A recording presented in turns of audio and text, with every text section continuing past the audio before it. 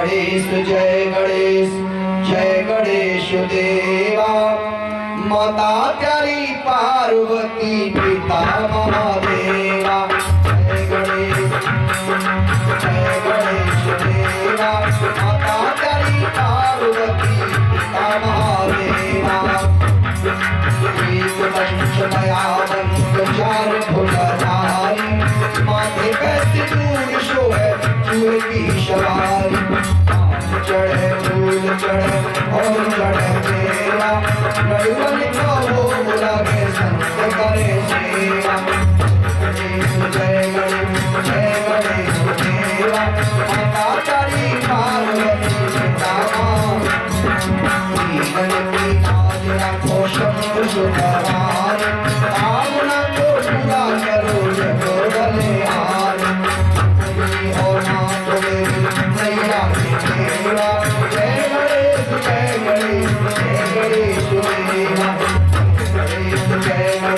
जय गणेश देवा।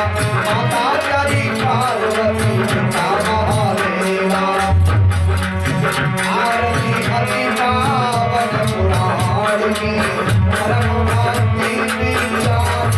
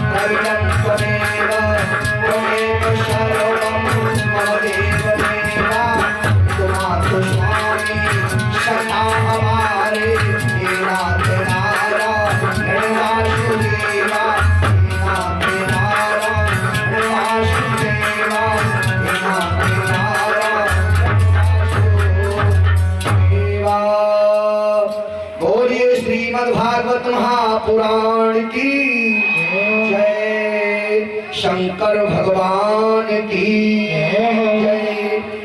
पार्वती मैया की। ठाकुर जी भगवान की। व्यास भगवान की। सूत जी महाराज की। शौनकादि ऋषियों की। सभी संत महंतों की। यज्ञपति परीक्षित महाराज की कलशवाली सभी देव कन्याओं की। अपने अपने गुरु महाराज की जय। जय श्री राधे।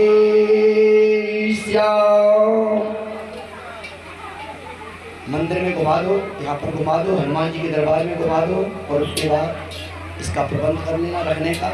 और सभी लोग अपने अपने स्थान पर बैठ जाएंगे। फर्श पड़ा हुआ है सामने, इधर आकर के बैठ जाएं। सभी बेटियां बैठ जाओ।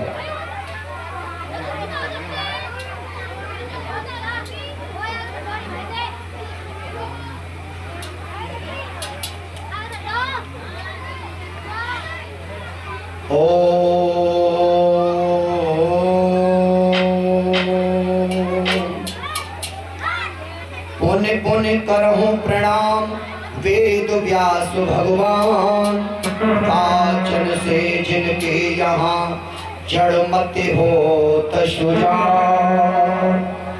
रोम रोम ऋषि पलक शुरभाल सिंधु गुणगार, कंठ वशौ गंधर्व पशु जासु कृपा आगार। सागर आवाहन करहूं जिन्हें राम पद प्रीत, सभा विराजो आय के मेरी सुनवे कथा पुनीत। बाबा भोलेनाथ के मंदिर पर सभी देवी देवताओं का बार बार वंदन अभिनंदन करते हुए आह्वान करते हैं कि आकर के सभी उपस्थित हो, समस्त ग्रामवासी एवं समस्त ग्राम के देवी देवता। आज की कथा का शुभारंभ है। कथा शुरू अब होती है और आओ वीर हनुमान, आसन लीजो प्रेम से,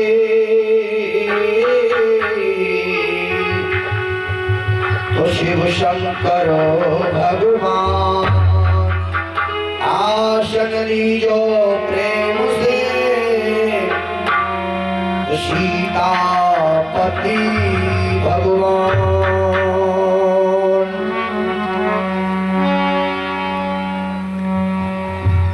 कथा शुरू होने से पहले एक मंत्र को गुनगुनाएंगी सभी बहन बेटियां।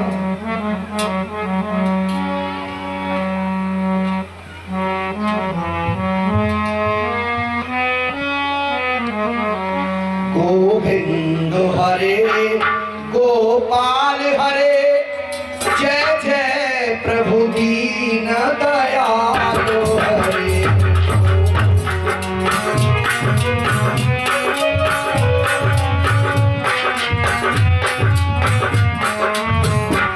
गोविंद हरे गोपाल हरे, जय जय प्रभु दीन दयालु हरे। गोविंद हरे गोपाल हरे,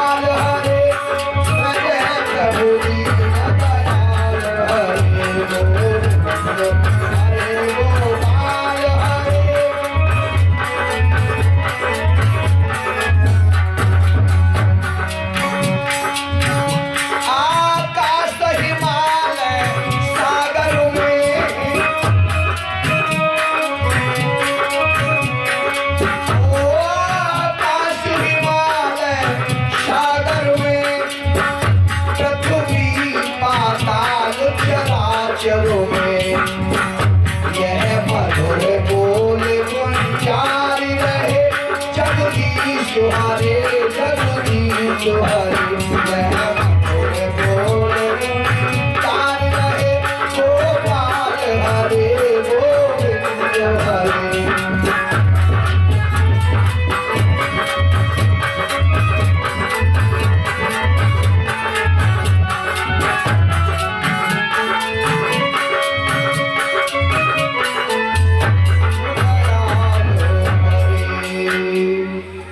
कृष्ण भगवान की।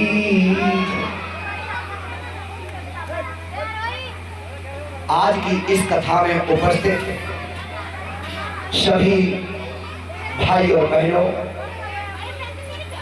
बेटा जरा शांति से सुनोगे। ये ग्राम जारोठी की जो पावन धरा है, ये हमारे माननीय श्रीमान आदरणीय कल्याण सिंह की पुण्य स्थली है, पुण्य जन्म स्थली है। पास में ही इनका गांव है। यहाँ की पवित्र भूमि है, जिस भूमि पर पैदा होकर के आदरणीय बाबूजी कल्याण सिंह, जिन्होंने आज ऐसा नाम रोशन कर दिया, जो हमारे भारतवर्ष के कोने कोने में कल्याण सिंह नाम की पूजा हो रही है। अपने यहाँ हो रही है अथवा नहीं हो रही है, मगर विदेशों में इनकी मूर्ति की भी पूजा हो रही है। तो इनकी पावन भूमि है, पुण्य स्थली को हम बारंबार प्रणाम करते हैं और उन बाबूजी कल्याण सिंह के चरणों में भी बारंबार प्रणाम करते हैं, जिनके माध्यम से कल यहाँ पर हमारी कलश यात्रा में हरी झंडी दिखाई गई। ऐसे परम पूजनीय जिनकी आज कीर्ति संसार के कोने कोने में यश फैला हुआ है, कीर्ति का प्रकाश हो रहा है, और उनकी पावन भूमि पर कथा कहने का पहली बार मौका मिला है इस ग्राम जारोठी में। आप लोग ध्यान से सुनेंगे तो वास्तव में आप ये सुनेंगे, हाँ कथा तो बहुत होती रहती है, हम कोई वक्ता नहीं है, कोई विशेष योग्य नहीं है, लेकिन अपने गुरु की कृपा से बुद्धिमता के आधार पर जैसा गुरुदेव ने जिस रास्ते पर जिस सांचे में हमको ढाला है, उस सांचे का प्रदर्शन आपके इस ग्राम जारोठी में करने आए। श्रीमद् भागवत कथा का प्रसंग आज प्रारंभ कर रहे हैं।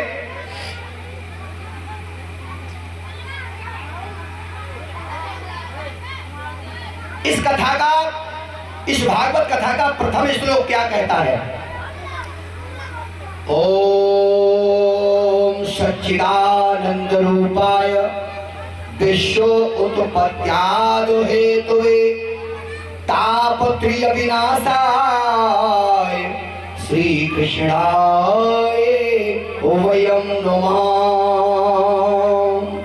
सच्चिदानंद रूपाय, हे सच्चिदानंद आनंद कंठ परमात्मा, समस्त विश्व की उत्पत्ति करने वाले, तापत्रय विनाशाय, तीनों तापों का विनाश करने वाले ऐसे भगवान कृष्ण के चरणों में हम बारंबार प्रणाम करते हैं। सच्चिदानंद पहला शब्द दिया है भागवत के अंदर, सच्चिदानंद, और इस सच्चिदानंद की अगर संधि तोड़ी जाए तो क्या हो गया? सत धन चित धन आनंद। अरे जो सत्य है, जिसका सत्य चित्त है, उसके जीवन में आनंद ही आनंद है।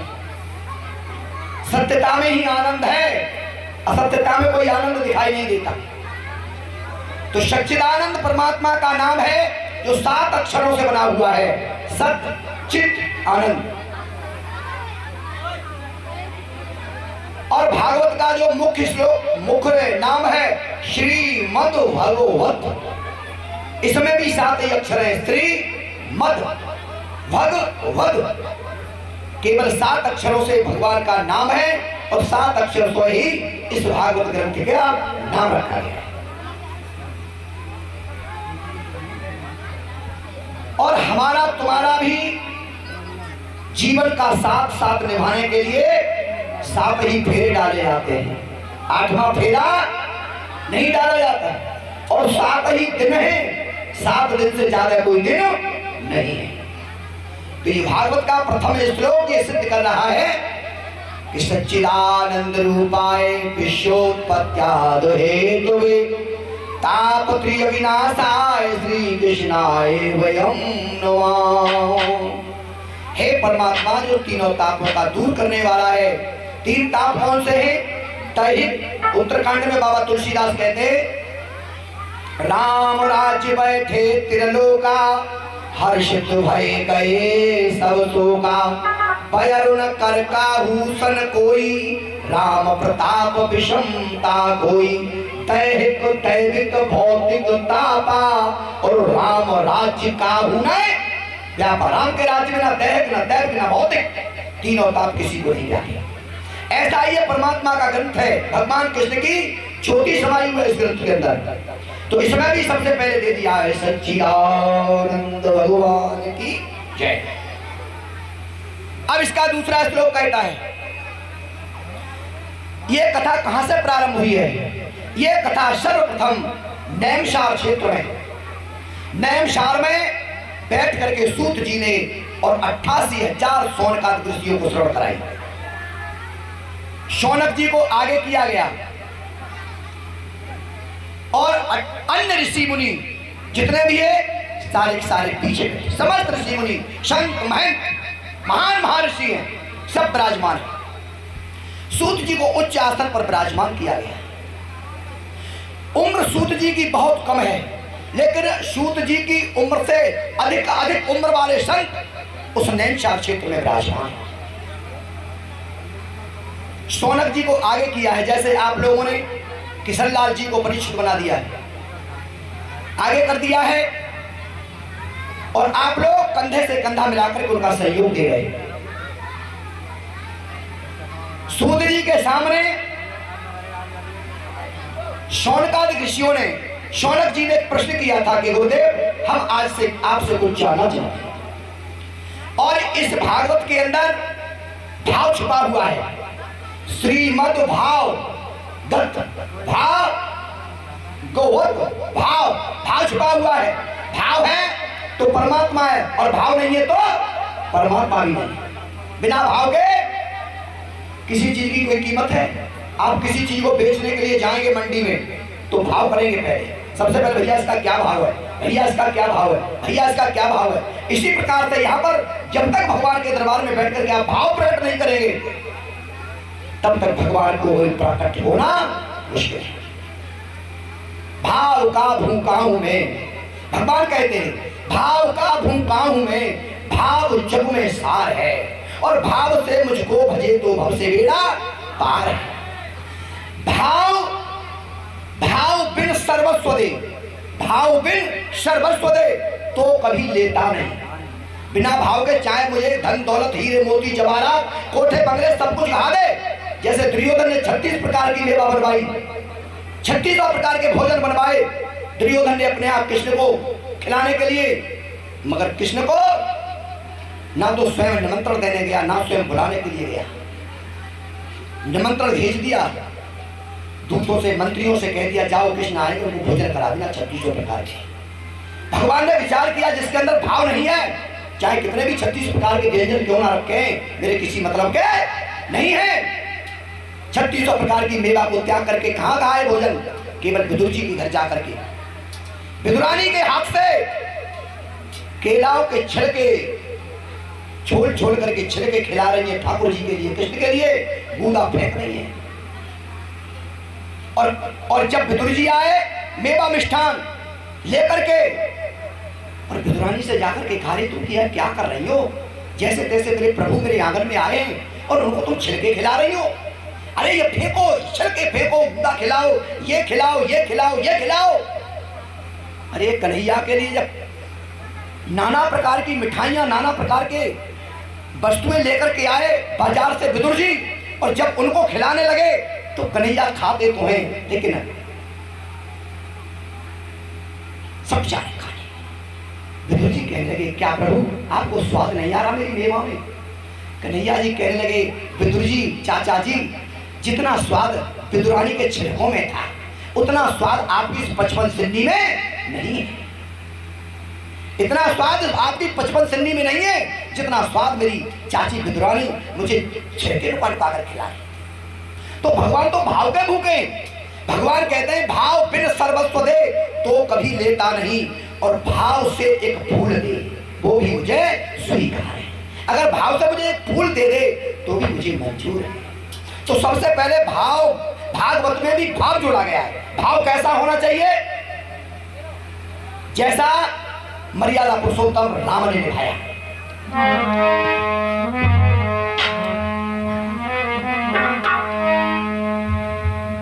प्रातः काल उठ गए रघुनाथा, मातो पिता गुरु नावै माता।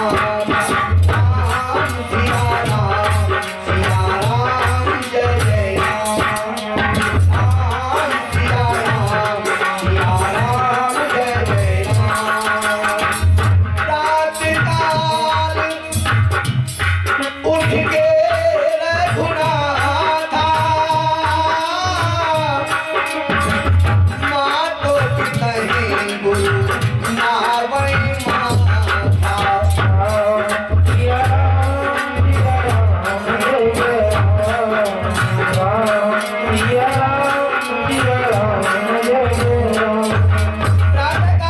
माता पिता गुरु के चरणों का स्पर्श करते हैं तो माता पिता क्या कहते हैं?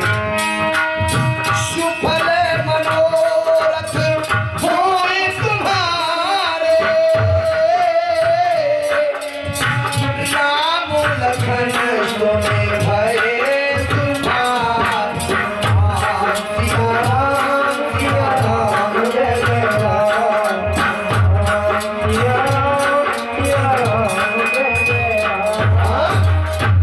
प्रातः काल उठते माता पिता गुरु के चरणों का स्पर्श करके माता पिता आशीर्वाद देते, जाओ बेटा तुम्हारे मनोरथ सफल। माता पिता की दुआ कभी खाली नहीं जाती, और ये भगवान पर भी बात टाली नहीं जाती। माता पिता की दुआ कभी खाली नहीं जाती, और ये बात भगवान पर भी टाली नहीं जाती। मगर अफसोस तो इस बात का है कि अरे माँ तो पाल देती है 4-4, 6-6 बच्चों को, मगर उन 4-4, 6-6 बच्चों पर एक माँ पाली नहीं जाती। अफसोस इस बात का है। इसीलिए ग्रंथ की कथाएं तो बहुत हो रही हैं, मगर महोदय जी सुधार प्राणी के ऊपर असर नहीं पड़ रहा है। क्योंकि बात मानने, हमें मानो मत मानो, राम को मानो मत मानो, राम की मानो। यहाँ को तो मान रहे हैं, लेकिन की राम की बात नहीं मान रहे। राम को तो मान रहे हैं कि राम, हाँ राम थे, लेकिन राम ने क्या किया? उनका आदर्श, उनका चरित्र तो देखिए कि राम का चरित्र कैसा है।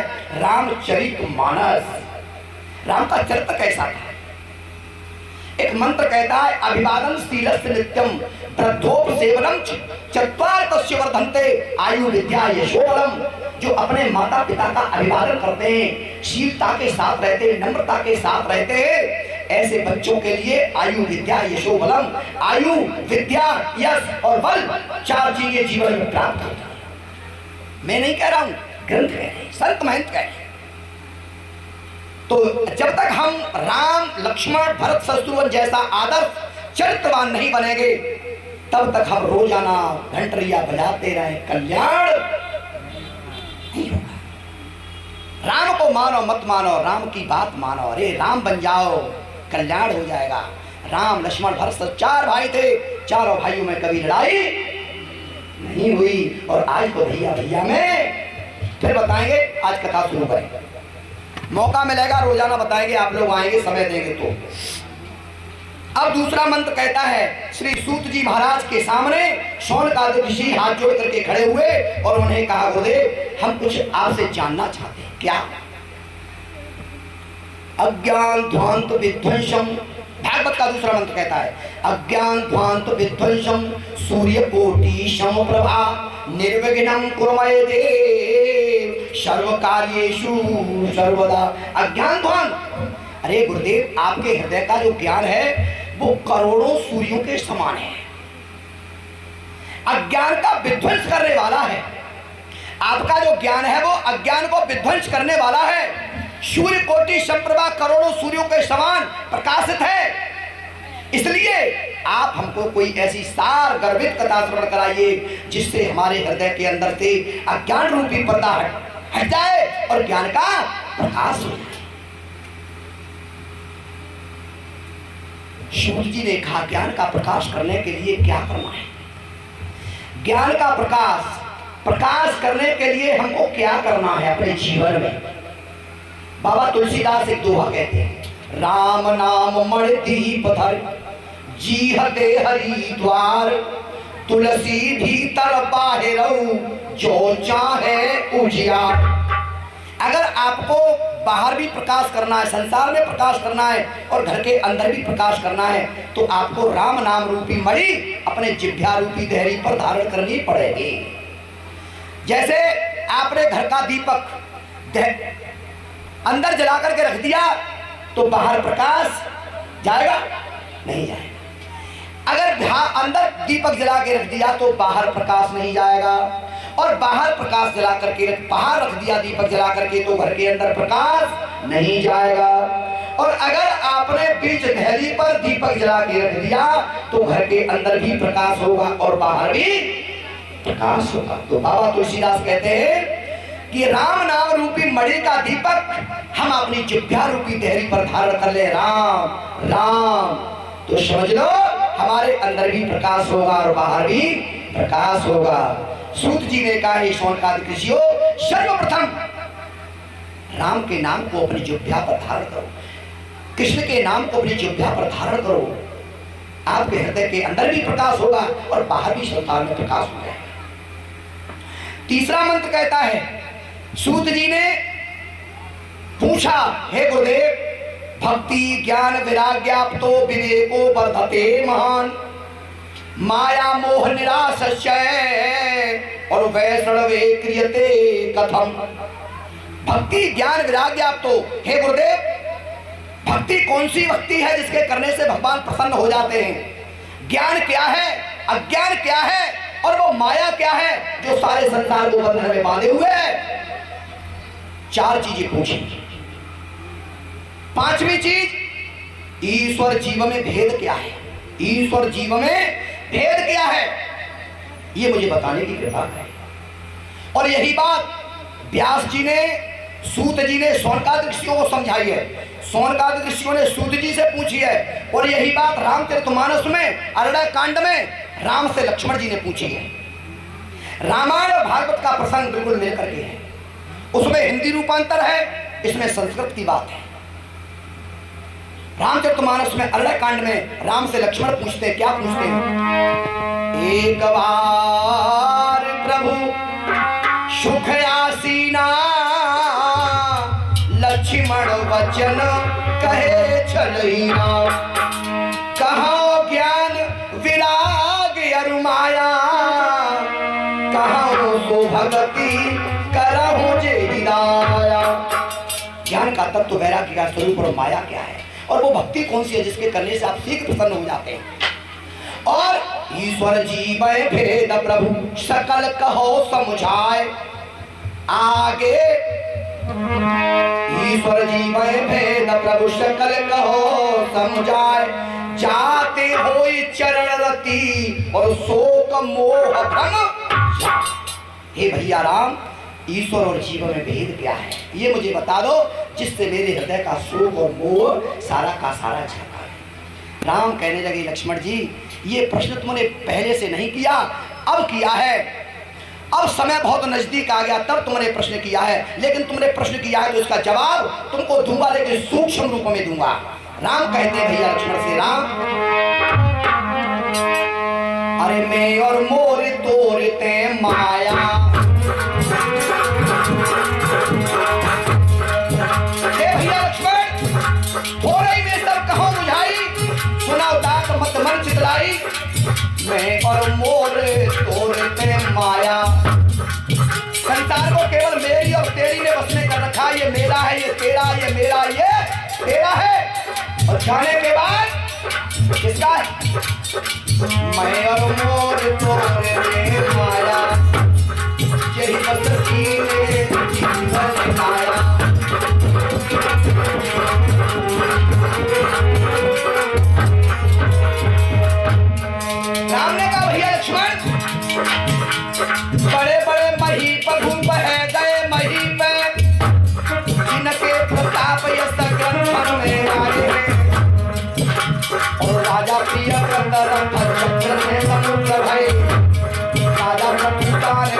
कंचन कराए हैं।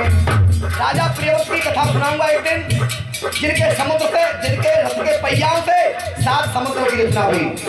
राजा प्रियव्रत रथ चक्र में समुद्र भय, राजा प्रसूतान की कंचन कराए हैं। और बाबा भीषम सरीखे जैसे वीर भय, अर्जुन और भीषम सरीखे जैसे वीर भय, स्वर्ग कुमार जिनने प्राण के बनाए हैं। और राजा दुर्योधन की करत पाके रूठा, प्यारे अक्षोहिणी पर कुरुक्षेत्र में बनाए। एक दिन दुर्योधन जब चलता था तो पक्षी छाया करते थे दुर्योधन की, मगर एक दिन वो आया कि दुर्योधन की याद अक्षोहिणी सेना कुरुक्षेत्र के मैदान में अब नहीं। राजा दुर्योधन की करत पाके रूठा, प्यारे अक्षोहिणी पर कुरुक्षेत्र में बनाए हैं। सो पृथ्वी के दिन में न गई ताऊ के संग में, और मेरी मेरी कहते सबम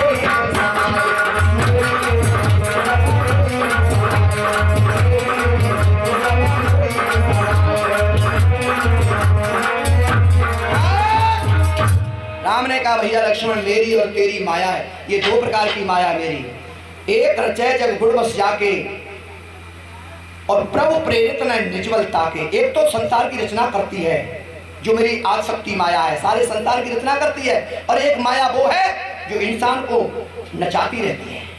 2 प्रकार की माया। ज्ञान की बात बताई, ज्ञान क्या है, ज्ञान किसे कहते हैं? एक महात्मा जी के 2 चेला थे, एक महात्मा जी के 2 शिष्य थे, पढ़ाया लिखाया खूब, मगर परीक्षा का जब समय आया तो उन्होंने परीक्षा लेने के लिए दोनों चेलाओं को अपने पास में बुलाया और कहा, बेटा आज तुम्हारे से हमारा कोई काम है, बताओ क्या काम है गुरुजी? काम ये है कि ये 2 कबूतर लेकर के जाओ और कहीं ऐसी जगह काट करके लाओ जहां तुमको कोई न देख पाए। दोनों चेलाओं ने कबूतर लिया, छुरी ली और काटने को चल दिए। एक विद्वान था, वो कबूतर को लेकर के चल दिया, एक अज्ञान था, वो भी लेकर के चल दिया।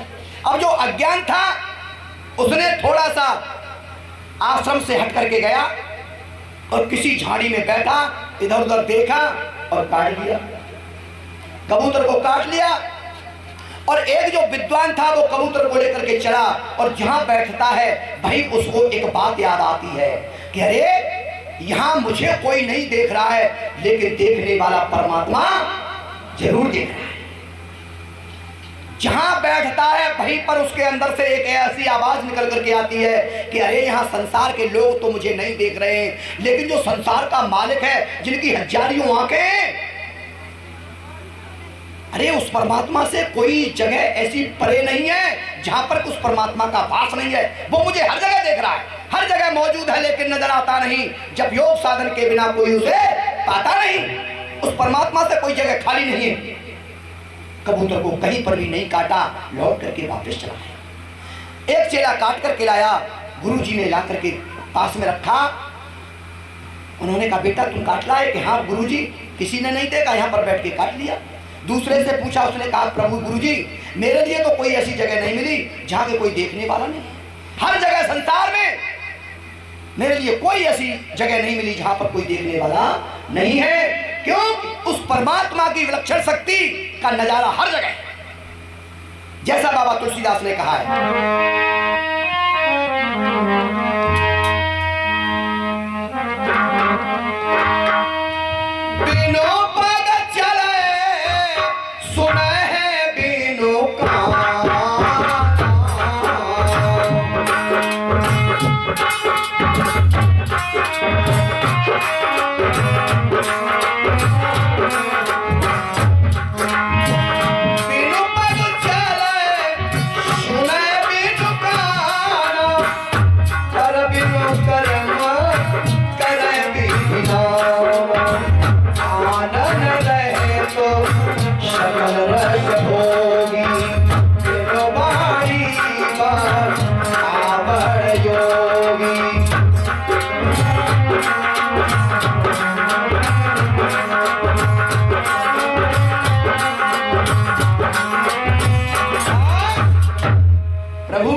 परमात्मा से कोई जगह खाली नहीं।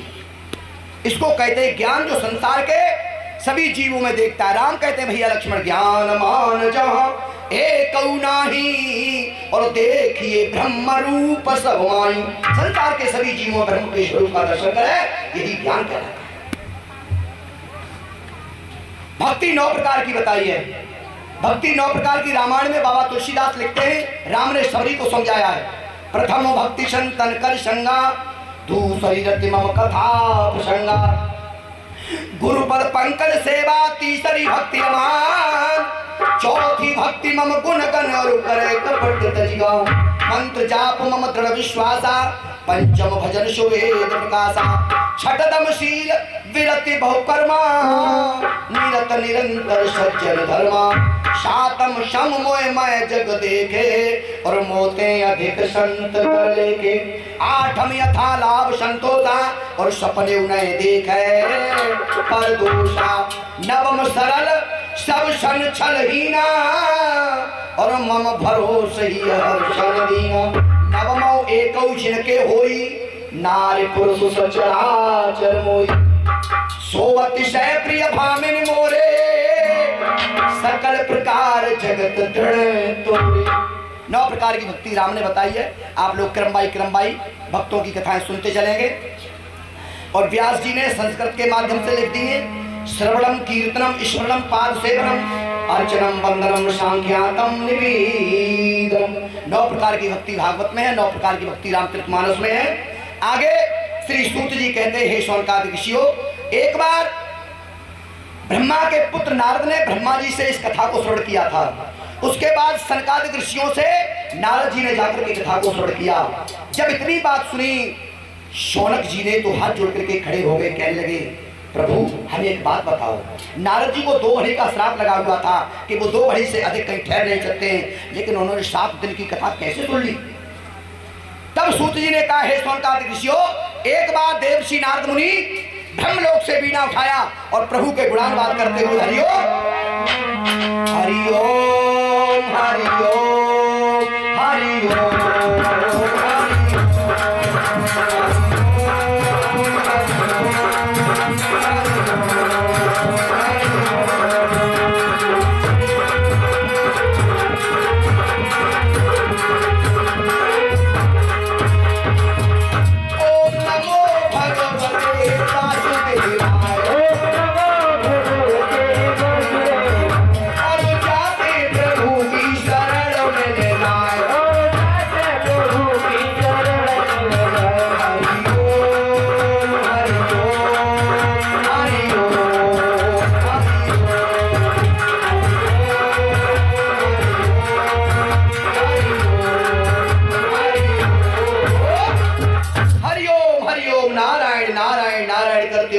नारद मुनि ब्रह्मलोक से प्रस्थान किया। हरिद्वार गए, काशी गए, बनारस गए, प्रयागराज गए, गया गए, पुष्कर गए, रंग क्षेत्र गए, कुरुक्षेत्र गए।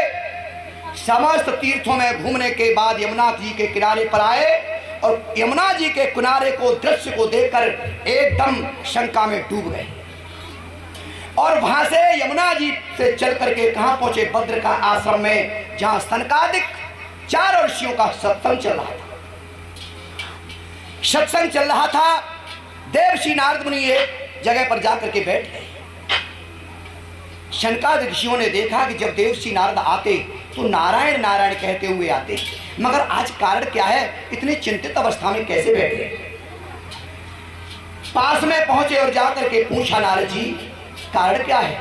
आज आपकी चिंता का कारण क्या है जो आपके मन पर इतनी उदासी छा रही है? कारण क्या, बताओ तो सही। देवर्षि नारद कहने लगे, शनकादिक क्या बताऊं मेरी उदासी का कारण। अब तक मैंने बहुत कुछ देखा, लेकिन सतयुग देखा, त्रेता देखा, द्वापर देखा, मगर आज का दृश्य देख करके मैं बड़े शंका में डूब गया। क्यों? सतयुग देखा, त्रेता देखा, सतयुग देखा, त्रेता देखा और द्वापर भी मैंने देखा है, पर कलयुग जैसा अनाचार लख मेरे हृदय पर रेखा है। देखा, त्रेता देखा, द्वापर देखा, लेकिन इस कलयुग को देख करके आहा बड़ा अफसोस हो रहा है। क्यों? माता पितु दिन दिन हो जवान, संतान बुढ़ापा पाता है, रहते अचेत रोगी बनकर अन्याय घोर दिखलाता है। इस कलयुग में अधर्म के मित्र कलयुग ने सारे संसार को ग्रस लिया है। मैं जहां गया हूं वहां जाकर के मैंने देखा है मेरे मन को शांति नहीं है। मैं तो ये सोच रहा था कि ब्रह्मलोक में इतना सुख नहीं है, देवलोक में इतना सुख नहीं है। देवता भी इस मनुष्य शरीर के लिए तरसते हैं, देवता भी चाहते हैं कि हमको मनुष्य का शरीर मिले, मृत्यु लोक में जाएं।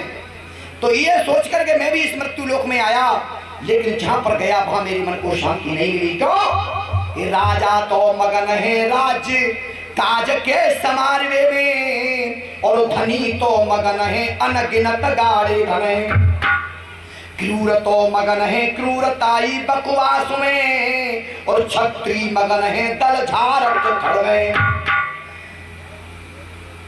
अरे कामी तो मगन है मृगनेनी के कटाक्ष में, और निर्धन तो मगन है शेर अन्न की लगन में, और योगी तो मगन है भगवान के भजन में, और कोई काऊ में मगन और कोई काऊ में मगन है।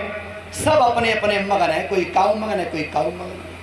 अरे तीर्थों को चोर बदमाशों ने जाकर के, लुटेरों ने जाकर के जो धर्म स्थल है उनको अधर्म स्थल बना दिया है।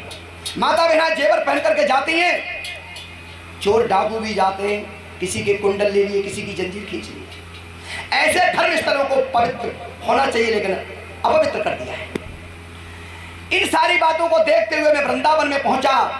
यमुना जी के किनारे पर जाकर के मैंने देखा वहां पर एक देवी जी बैठी है, भक्ति एक देवी जी बैठी है और दो पुरुष पड़े हुए हैं अचेत अवस्था में। उनको देख करके मैं थोड़ा आगे बढ़ा और उस युवती ने मेरे लिए इशारा दिया, और इशारे को पाकर के मैं उसके पास में पहुंचा, और उन्होंने मुझे देख करके कहा, आइए नारद जी आइए, आज मेरा परम सौभाग्य जो आपके दर्शन हुए। मैं पास में पहुंचा और मैंने पूछा आप कौन हैं, और ये जो दो पुरुष पड़े हुए ये कौन है? तो उसने मुझे जवाब दिया कि मैं भक्ति हूं, और ये दो बेटा पड़े हुए ये मेरे ज्ञान और वैराग्य। मेरा द्रविड़ देश में जन्म हुआ है, महाराष्ट्र में पली, गुजरात में जाकर के जर्जर हो गई, बुढ़ी हो गई, लेकिन इस वृंदावन में आने के पर फिर मैं जवान हो गई और मेरे बच्चे दोनों बुढ़ापे में आ गए। लेकिन मेरी एक बात समझ में नहीं आ रही, बस ये मुझे संकेत है। और मैया पे जवानी चढ़ी और मेरे बच्चे दोनों बूढ़े हुए।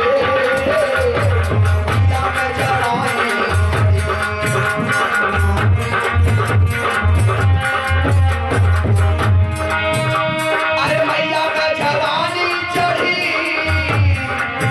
मेरे बच्चे दोनों बूढ़े हुए। और नारद मुझे बतलाओ, अरे नारद मुझे बतलाओ, उल्टे सीधे ये कैसे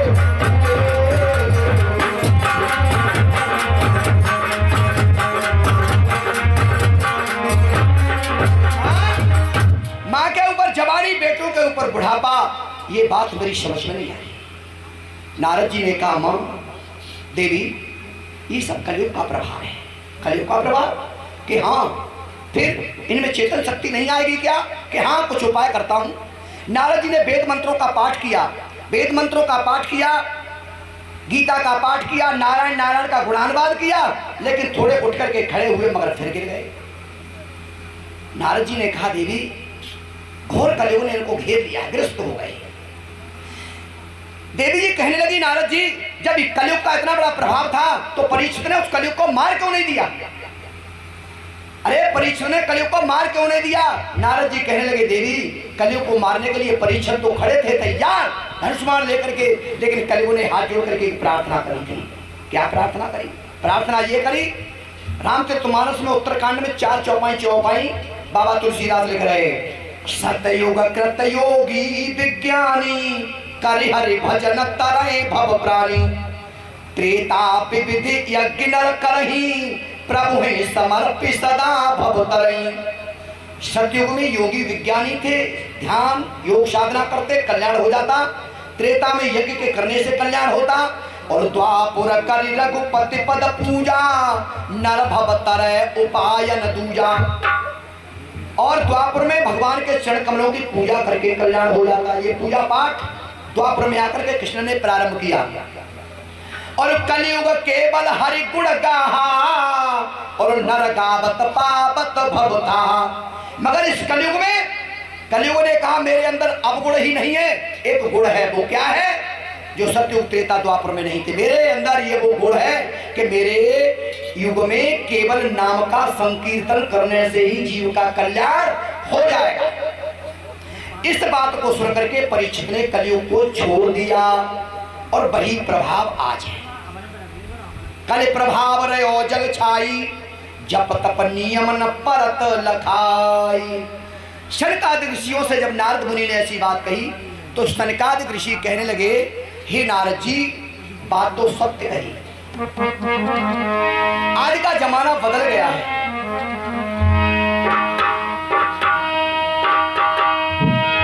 अरे देख तेरे संसार की हालत, अरे क्या हो गई भगवान, कितना बदल गया इंसान, कितना बदल गया, कितना बदल गया।